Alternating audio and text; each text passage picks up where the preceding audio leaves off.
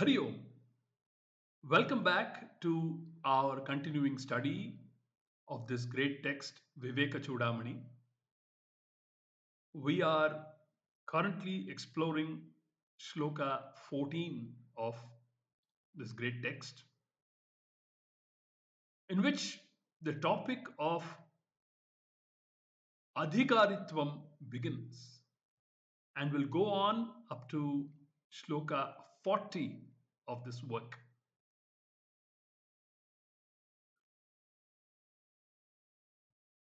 After Shankaracharya spoke about the importance of adhikaritvam in the first line of Shloka 14, in the second line he says, Desha and Kala also play a contributory role in the success of Vedantic study, although not mandatory. Although not mandatory.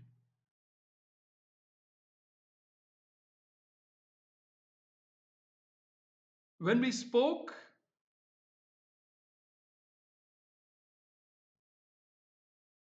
about Desha, we were talking about an environment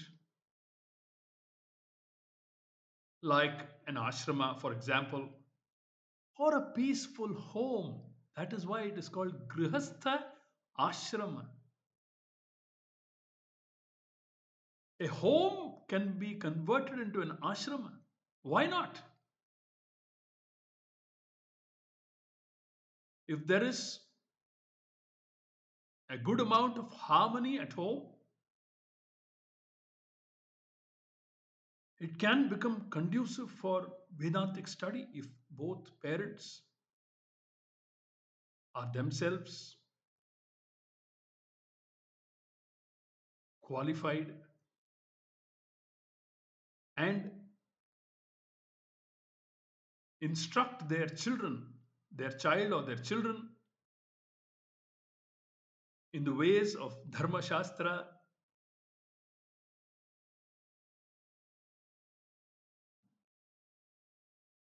It can become a beautiful, the family itself can become a beautifully harmonious orchestra at play.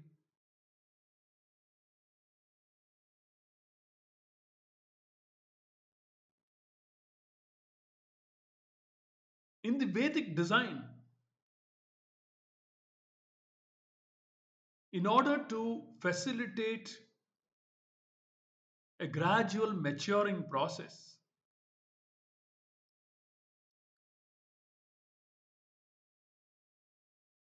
one's lifespan was divided broadly into four ashramas.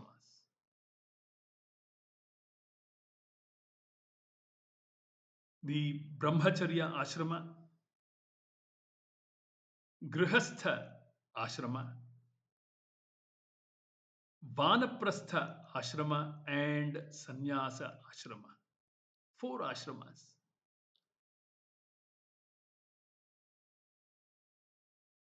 In the Brahmacharya ashrama, one is a student. One is a student.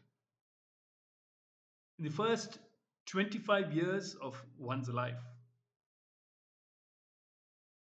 or so, approximate, just an approximate, a rough approximation.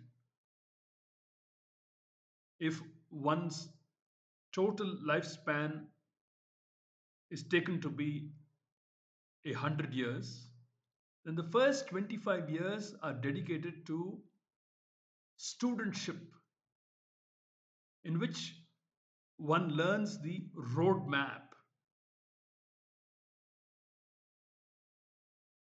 of the journey one is to undertake in achieving the Parama Purushartha. That was the only agenda of our Vedas. Everything else was considered secondary. So, in the Brahmacharya ashrama, one learns about the path that is going to be tread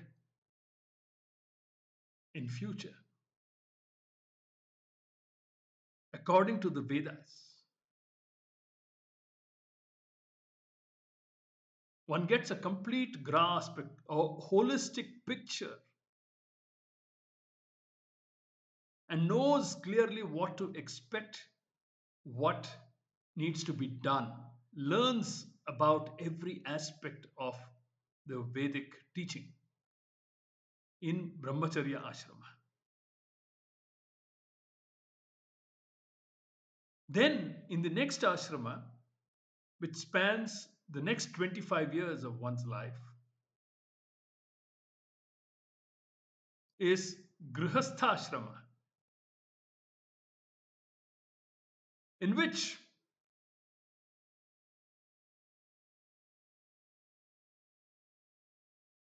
if one is married, both husband and wife, and if they have children, they all practice karma yoga. Karma yoga. For what? Karma yoga is practiced for chitta shuddhi.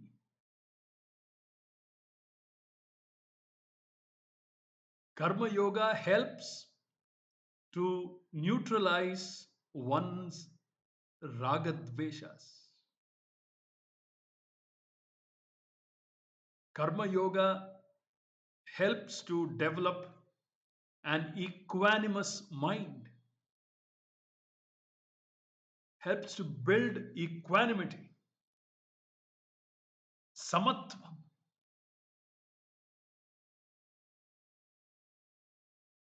Karma yoga also helps to develop dexterity, dakshata, while performing actions.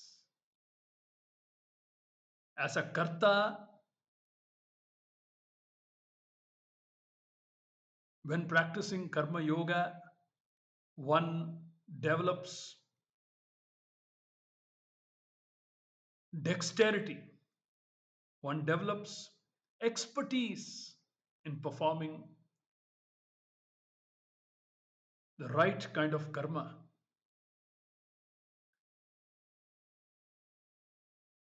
And as a bhokta, he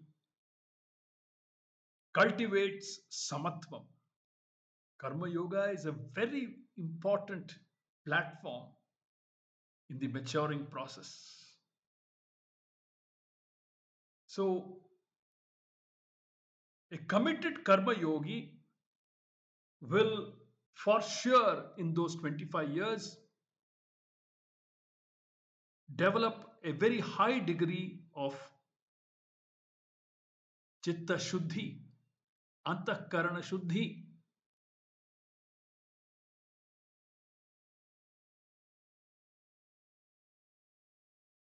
Then, in the next 25 years, this is being said taking one's lifespan to be 100 years.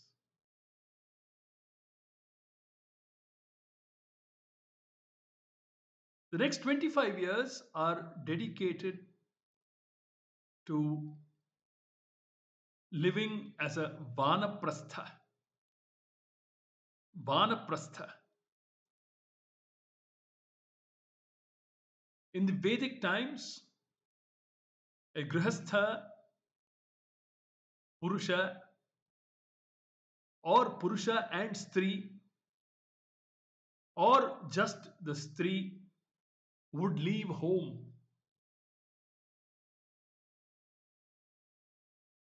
and after performing their duties to their family would hand over the responsibilities to the next generation.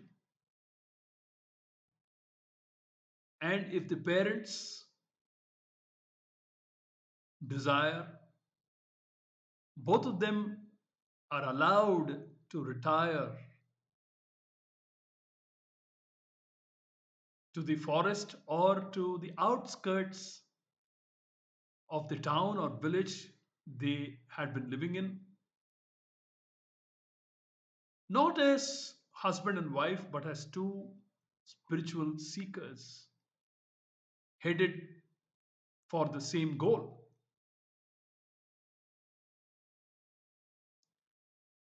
and continue their spiritual practices. In Vanaprastha Ashrama, it is of course not compulsory that one leaves home, one has to leave home, no. Even at home, one can live as a Vanaprastha by minimizing one's involvement with the family. Swami Paramarthananda would call this beautifully as port reduction. Port, port reduction.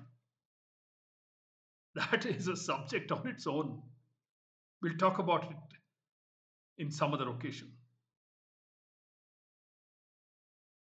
So it is not necessary that a Vanaprasthi must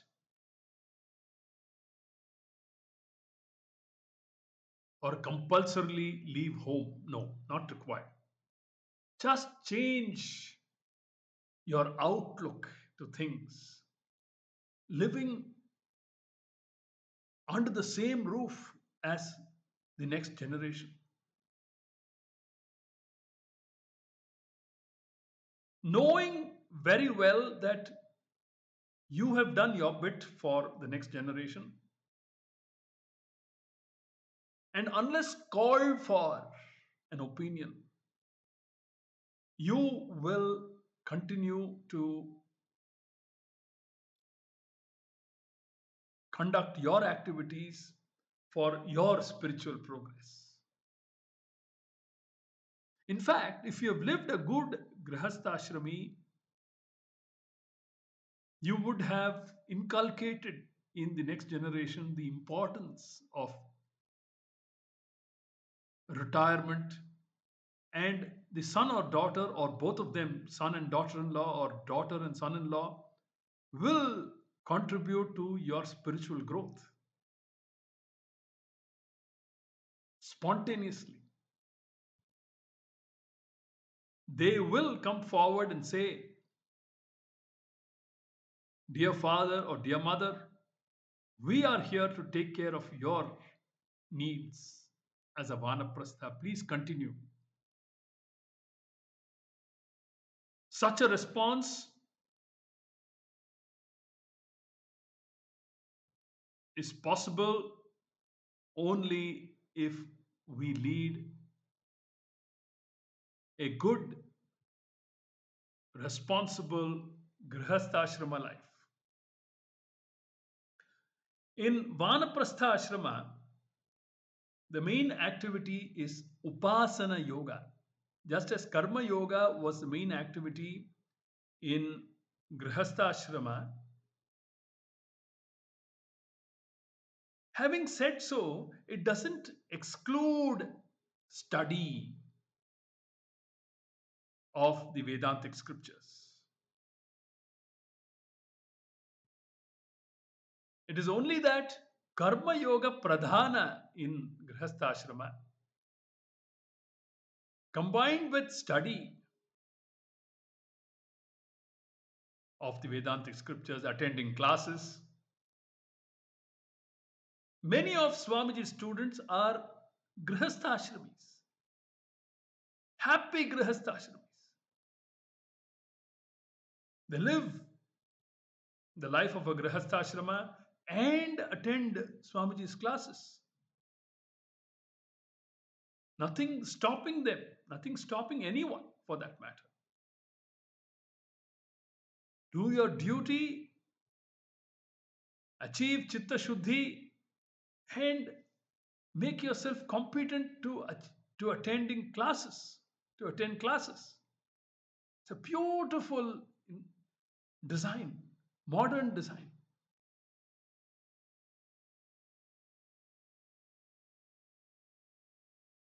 Likewise, while going through Vanaprastha ashrama, where the atmosphere becomes even more conducive, one should continue Vedantic study,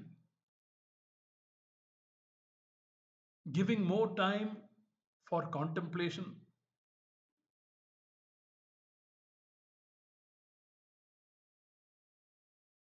for meditation, for reflection, for introspection,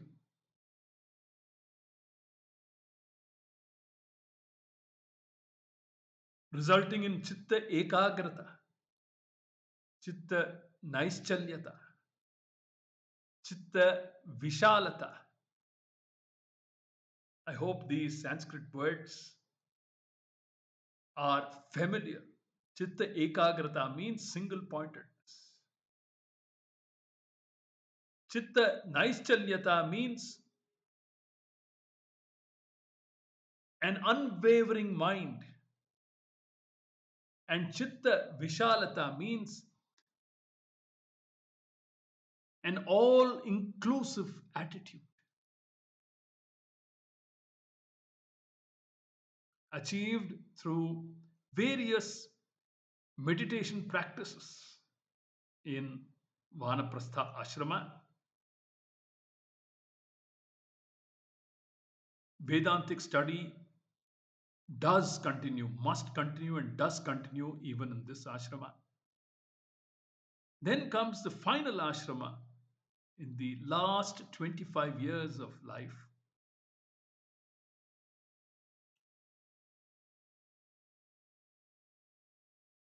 A period which is totally dedicated to Vedantic study to the exclusion of all duties.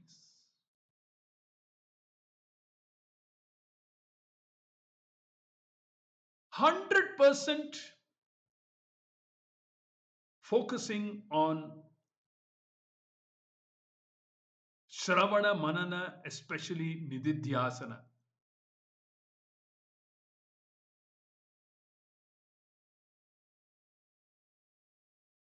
Completely immersing oneself in the knowledge that has been gained and internalizing it, becoming a jnana nishtha. Beautiful program. So, Brahmacharya Ashrama involves studying the Vedic design. Grihastha involves Karma Yoga predominantly, of course, backed by Vedantic study. Vanaprastha Ashrama is predominantly Upasana Yoga Pradhana, backed by Vedantic study. And Sannyasa Ashrama is Jnana Yoga Pradhana. Jnana Yoga Pradhana. Predominantly Jnana Yoga activities take place in Sannyasa Ashrama.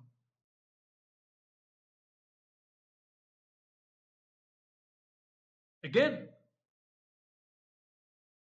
Swami Paramarthananda says it isn't necessary to take to ashrama sannyasa.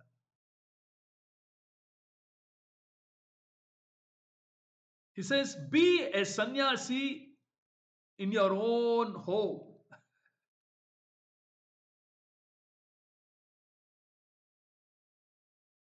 Become a sannyasi mentally.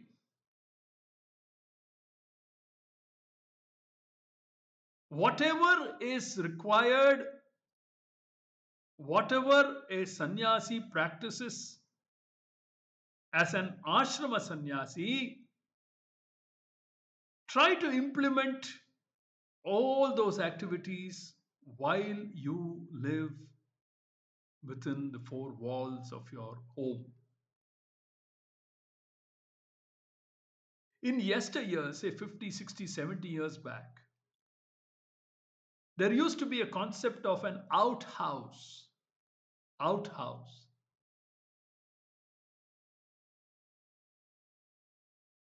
I have seen an outhouse in my grandfather's place. An outhouse is a provision that is made outside the ambit of the main household. Within the same compound, though, beautiful arrangement.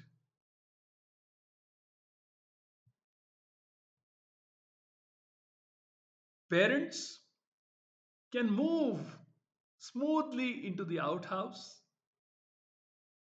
and live as vanaprasthis, and if necessary, take to sannyasa ashrama also, so that they are one removed from the activities of the main household and non interfering.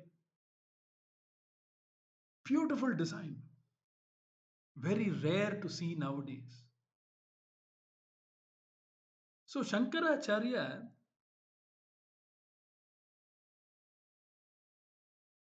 says that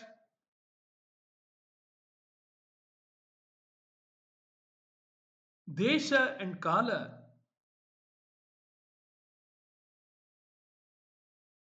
although they are contributory factors, are not mandatory. Are not mandatory. One needn't go in search of quietude. One can find quietude where one is.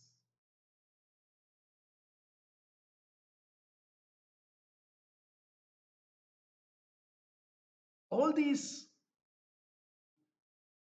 setups only help to catalyze our spiritual journey. That's all. That can be easily achieved if you, with a little more effort, even in city life. It's possible.